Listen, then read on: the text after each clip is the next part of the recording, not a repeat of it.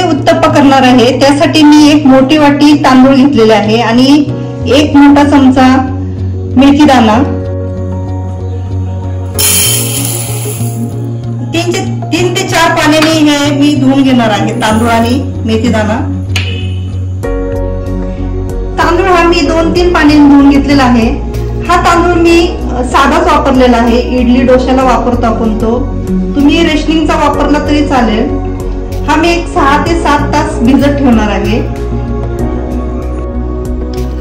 तांदूळ हे भिजलेले आहेत हे 7-8 तास।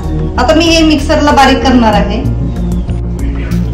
पोहे हे अर्धी वाटी धुवून जरा 5 ते 7 मिनिटं हे मी भिजून घेतलेले आहे। आता हे मी मिक्सरला बारीक करणार आहे। जे आपण तांदूळ भिजायला घातलेले होते ते पण मी बारीक करून घेणार आहे ह्याच्यामध्येच।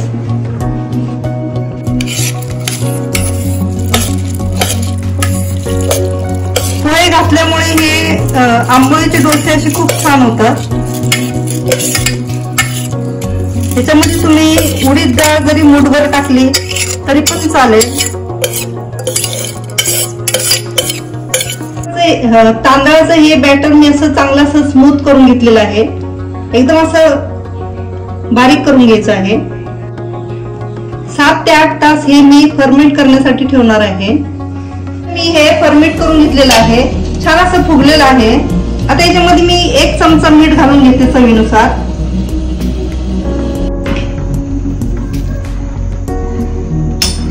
याच्यामध्ये मी एक पळी अशी फेटलेलं असं दही घालून घेते, त्यामुळे असे डोसे पण हे असे जाळीदार आणि स्पंजी होतात। हे मिक्स करून घेणार आहे छानपैकी हे पीठ।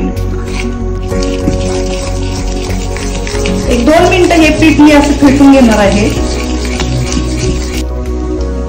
पीठ हे मी 2 मिनिटं असं छानपैकी फेटून घेतलेलं आहे। पीठ असं थोडस असं घट्टच ठेवायचं आहे, खूप असं पातळ करायचं नाही। आता मी आंबोळी उत्तप्पे करून घेणार आहे। तवा हा मी गरम करून घेतलेला आहे, थोडस तेल टाकून हे तवा आपण टिश्यू पेपरने असं साफ करून घेणार आहोत, त्याच्याने डोसा पण असा पटकन निघतो।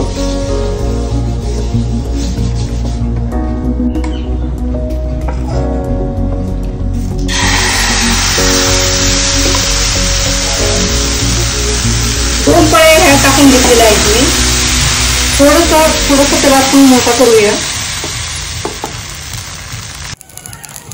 अशी जाळी पडल्यावरती त्याच्यावरती मी थोडे टोमॅटो असं टाकून घ्यायचं आहे।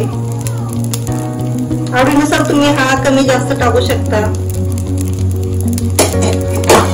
बारीक चिरून घेतलेला कांदा, उत्तप्पा म्हटलं की कांदा टोमॅटो असा भरपूर टाकलं की टेस्ट पण छान लागते उत्तप्प्याला। हा मी आंबोळी उत्तप्पा करते।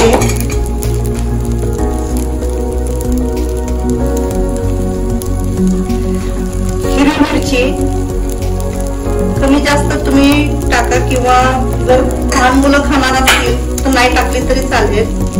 कोथिंबीर, थोडसे गॅस मंद करून घ्यायचा आहे। जे कांदा टोमॅटो टाकलेला आहे आपण थोडस दाबून घेऊया। त्याच्यावरती थोडी तुपाची धार किंवा तेल टाकलं तरी चालेल, मी तूप टाकते।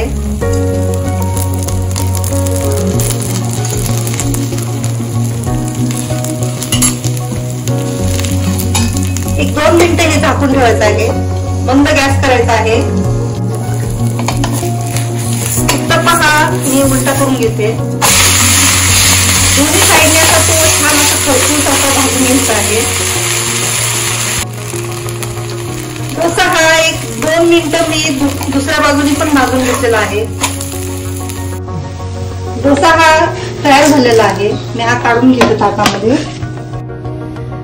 अशा पद्धतीने हे आंबोळी उत्तप्पे मी केलेले आहेत, हे तुम्ही जरूर करून पहा। तुम्ही जर माझ्या चॅनलला नवीन असाल तर प्लीज तुम्ही माझ्या चॅनलला लाईक, शेअर आणि सबस्क्राईब करायला विसरू नका। धन्यवाद।